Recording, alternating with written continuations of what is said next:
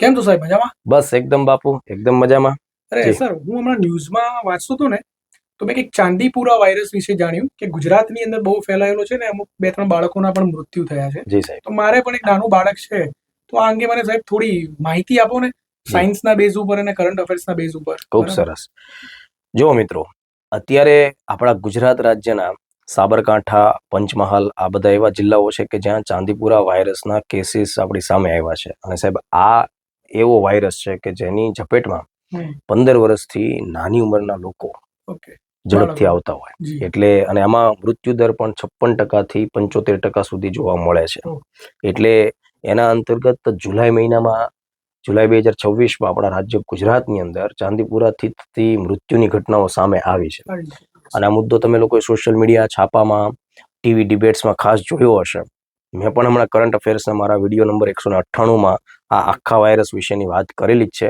પણ એમ છતાં આ ચર્ચા જનહિત માટે ખાસ ઉપયોગી છે, એટલે સાહેબ મને આ સવાલ પૂછે છે. બીજું, આ પ્રશ્ન સીસીની પરીક્ષાઓમાં આવી શકે, બી ગ્રુપમાં પણ આવશે, વત્તા એ ગ્રુપમાં તમને એવો પણ પ્રશ્ન આપે કે ભાઈ ચાંદીપુરા વાયરસના લક્ષણો 2 માર્ક્સમાં તમને પૂછી નાખે.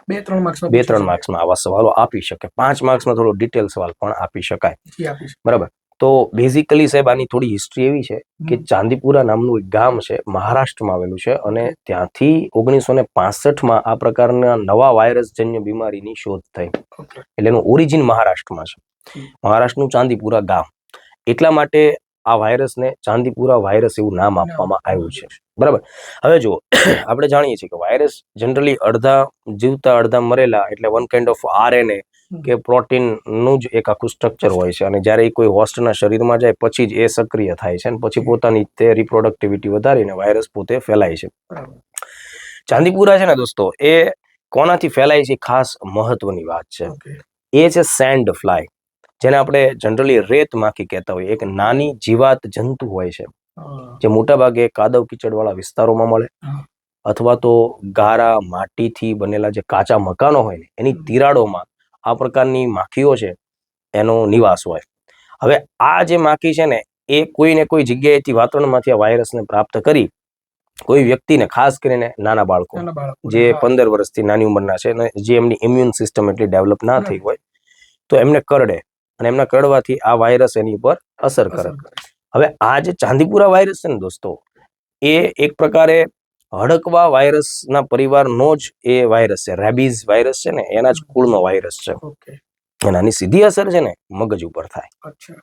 એટલે જે બાળકને આ વાયરસથી સંક્રમિત થાય ચાંદીપુરાથી, તો એ જે બાળક છે ને એને મગજનો ખૂબ તીવ્ર સોજો આવી જાય, જેને આપણે એને એક્યુટ એન્સેફેલાઇટિસ તરીકે ઓળખી શકીએ. એક્યુટ એન્સેફેલાઇટિસ ડિસઓર્ડર પણ કહી શકીએ. જેનાથી તરત જ બાળકને ઉલટીઓ ચાલુ થાય, સખત તાવ આવે, ખેંચ આવે, એની ઊંઘ ટોટલ ડિસ્ટર્બ થાય, કારણ કે મગજ હવે એના અંકુશમાં ના રહે. એટલે જે બધી ચેતાતંત્રીય પ્રવૃત્તિઓ હોય એ બધી અટકાઈ જાય. એટલે તીવ્ર તાવ આવવું, બરાબર, ખેંચ આવવી, ઊંઘ ન આવવી, સતત અકળામણ અને ગભરામણ થવી, બરાબર, બાળક બેભાન પણ થઈ જાય, બાળક કોમામાં પણ સરી પડે. આ બધું મગજના તાવના લક્ષણો થાય. અને એ આના ચાંદીપુરા વાયરસને ધ્યાનમાં રાખીને તકેદારી રાખવી પડે. બીજી એક ખાસ વાત બાપુ આપણે એ ધ્યાને રાખવી પડે કે ચાંદીપુરા વાયરસની કોઈ દવા કે વેક્સિન બની નથી. બરાબર. એટલે જે વાયરસ માટે, જે બીજા બધા વાયરસ માટે જે બધી ટ્રીટમેન્ટ થતી હોય, એ જ બધી નિયો હોસ્પિટલ્સ, બાળકોની હોસ્પિટલ છે, એ ટ્રીટમેન્ટ કરતું હોય. એટલા માટે જ અત્યારે બાળકોના મૃત્યુના કેસ આપણી સામે આવ્યા. 24 થી 48 કલાકમાં જે સંક્રમણ થાય, બાળકને તીવ્ર ગંભીર અસરો ચાંદીપુરામાં જોવા મળે છે. એટલે આ બાબત દોસ્તો ખાસ મહત્વની છે.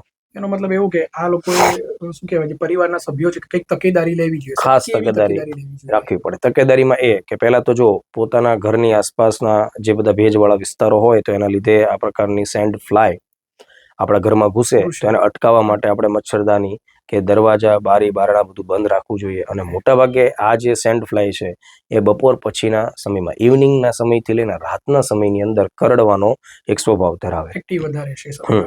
એટલે આપણે મોટાભાગે શું થાય કે બાળકોને બપોર પછીના સમયમાં ગાર્ડનમાં રમવા માટે મોકલતા હોઈએ, બરાબર.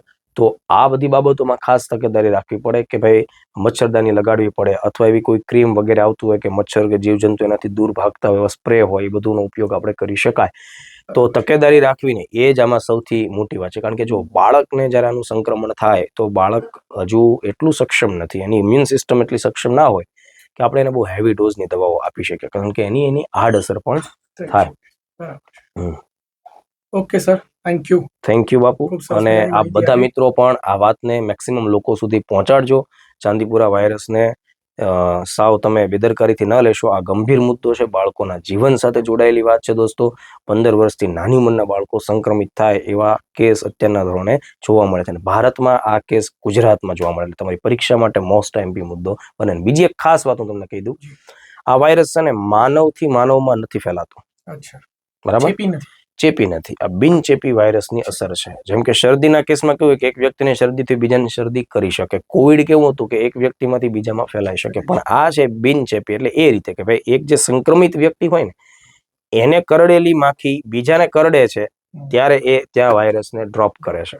એટલે આ માનવથી માનવમાં નથી ફેલાતો. આ એક બાબત ખાસ મહત્વની છે. આવા ટોપિક સાથે આપણે તો વિદ્યાર્થી મિત્રો, અહીંયા સરસ મજાની સાહેબ દ્વારા તમને ચાંદીપુરા વાયરસની માહિતી આપવામાં આવી. આ તમને પરીક્ષાલક્ષી તો ઉપયોગી થશે, પણ અહીંયા તમારી એક નૈતિક જવાબદારી છે કે જી તમે આ વિદ્યાર્થીઓને તો શેર કરશો, સાથે સાથે જેના ઘરમાં બાળકો છે એને પણ ટૂંકમાં આ બરાબર રીલ્સ તમે શેર કરજો, કે જેથી કરીને કોઈ બાળક હોય એને આનાથી કોઈ નુકસાન ના થાય. બરાબર, મળીશું આવા જ એક સરસ મજાના નવા ટોપિક સાથે. બરાબર, નેક્સ્ટ વિડીયોની અંદર. જય હિન્દ, જય ભારત. જય હિન્દ, જય ભારત.